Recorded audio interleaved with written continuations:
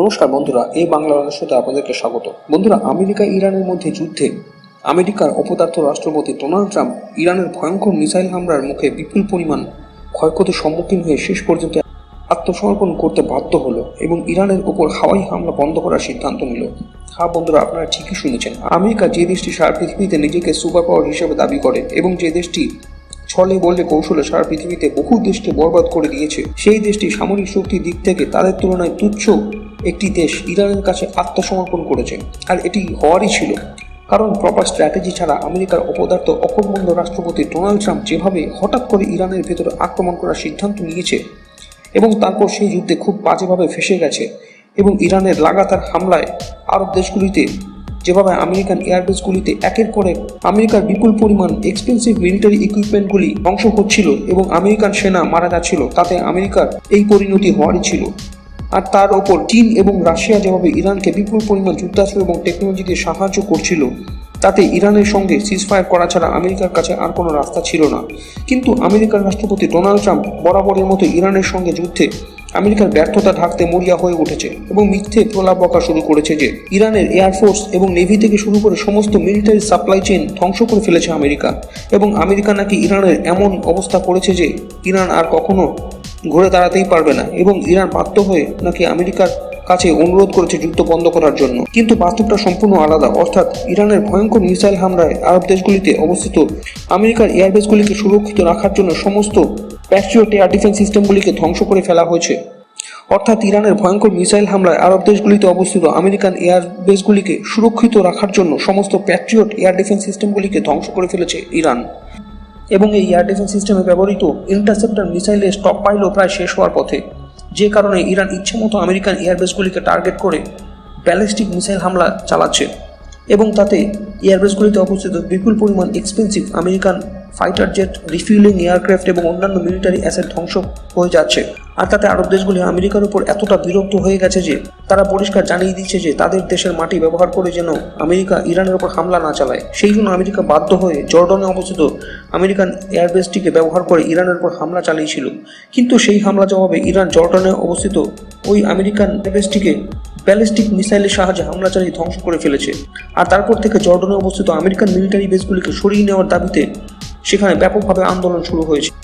আর এই পরিস্থিতিতে বিপুল পরিমাণ চাপে পড়ে ডোনাল্ড ট্রাম্প ইরানের উপর হামলা বন্ধ করে আলোচনার মাধ্যমে এই যুদ্ধটিকে বন্ধ করার সিদ্ধান্ত নিয়েছে। কিন্তু ইরান তাতে বেঁকে বসেছে এবং আমেরিকার এই শান্তি চুক্তির প্রস্তাবটিকে রিজেক্ট করে দিয়েছে। আর সময়ের সাথে সাথে আমেরিকা এটি খুব ভালো করে বুঝে গেছে যে ইরানের ভেতরে সরকার পরিবর্তন করতে গেলে শুধুমাত্র এয়ার স্ট্রাইকে কাজ হবে না, ইরানের ভেতরে সেনা নামাতেই হবে। কিন্তু আমেরিকার ক্যাবিনেটে ডোনাল্ড ট্রাম্পের এই সিদ্ধান্তটিকে খারিজ করে দেওয়া হয়। তাকে ভালো করে বোঝানো হয়েছে যে ইরানের ভেতরে আমেরিকান সেনা নামালে তার পরিণাম আরও ভয়ানক হতে পারে, অর্থাৎ আমেরিকা খুব বাজেভাবে ফেঁসে যেতে পারে। আর সেই মুহূর্তে ইরানের ভেতরে আমেরিকান সেনা নামালে তা একটি চরম ভুল সিদ্ধান্ত হবে। শুধু তাই নয়, এই মুহূর্তে আলোচনার মাধ্যমে যুদ্ধটিকে বন্ধ না করলে হতে পারে আমেরিকার সমস্ত গোলাবারুদ এবং মিসাইলের স্টকপাইল পুরোপুরিভাবে শেষ হয়ে যাবে এবং তখন ইরানের সমস্ত সহযোগী দেশগুলি একসাথে মিলে আমেরিকার বিরুদ্ধে এই যুদ্ধে নামবে। তখন তা আমেরিকার জন্য অত্যন্ত ক্রিটিক্যাল পরিস্থিতির সৃষ্টি হবে এবং এই পরিস্থিতি থেকে বেরিয়ে আসা অত্যন্ত কঠিন হয়ে পড়বে আমেরিকার জন্য। আর সেই জন্য ডোনাল্ড ট্রাম্প ইরানের উপর সমস্ত প্রকার হামলা বন্ধ করে সিজফায়ারের সিদ্ধান্ত নিয়েছে। কিন্তু পরিস্থিতি যাই হোক না কেন, আমেরিকার রাষ্ট্রপতি ডোনাল্ড ট্রাম্প সারা পৃথিবীর সামনে এটি দেখানোর যথাসাধ্য চেষ্টা করছে যে আমেরিকা চাইলে ইরানকে শেষ করে দিতে পারে এবং তার জন্য আমেরিকান সেনা অস্ত্রশস্ত্র গোলাবারুদ সহ সম্পূর্ণভাবে রেডি অবস্থায় রয়েছে। কিন্তু আমেরিকা চায় শান্তি বজায় থাকুক এবং তার জন্য ইসরায়েল এবং ইরানের সঙ্গে আলোচনার মাধ্যমে যুদ্ধ বন্ধ করে স্ট্রেট অফ হরমুজটিকে পুরোপুরিভাবে খুলে দেওয়া হোক, যাতে সারা পৃথিবীর সমস্ত দেশ আগের মতোই অবাধে ব্যবসা বাণিজ্য চালিয়ে যেতে পারে। শুধু তাই নয়, এই যুদ্ধ বন্ধ করে শান্তি চুক্তির মাধ্যমে এটিও সুনিশ্চিত করা হবে যে ইরানের নিউক্লিয়ার প্রোগ্রাম যাতে পুরোপুরিভাবে বন্ধ করে দেওয়া যায়। কিন্তু ডোনাল্ড ট্রাম্প যতই বড় বড় কথা বলুক না কেন, স্ট্রেট অফ হরমুজকে পুরোপুরিভাবে খুলে দেওয়া হবে এবং ইরানের নিউক্লিয়ার প্রোগ্রামটিকে পুরোপুরিভাবে বন্ধ করে দেওয়া হবে এবং তাতে ইসরায়েল এবং ইরান পুরোপুরিভাবে রাজি। কিন্তু বাস্তবে ইরান ডোনাল্ড ট্রাম্পের এইসব মিথ্যা প্রলাপ মানতে একেবারেই রাজি নয়।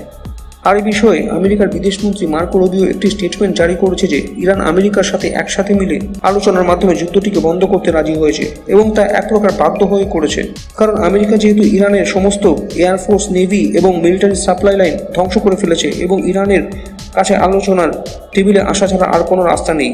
যদিও ইরান যুদ্ধ শুরুর পর থেকে যেভাবে আমেরিকান এয়ারবেসগুলিকে লক্ষ্য করে ব্যালিস্টিক মিসাইলের সাহায্যে অ্যাটাক করছিল, ঠিক একইভাবে এখনও সেই অ্যাটাক চালিয়ে যাচ্ছে। অর্থাৎ বড় বড় মিথ্যা ভাষণ দেওয়াটা আমেরিকার স্বভাবে দাঁড়িয়ে গেছে। কারণ আমেরিকার এইসব বড় বড় ভাষণ দেওয়ার ঠিক পরেই ইরানের তরফ থেকে এর জবাব আসে।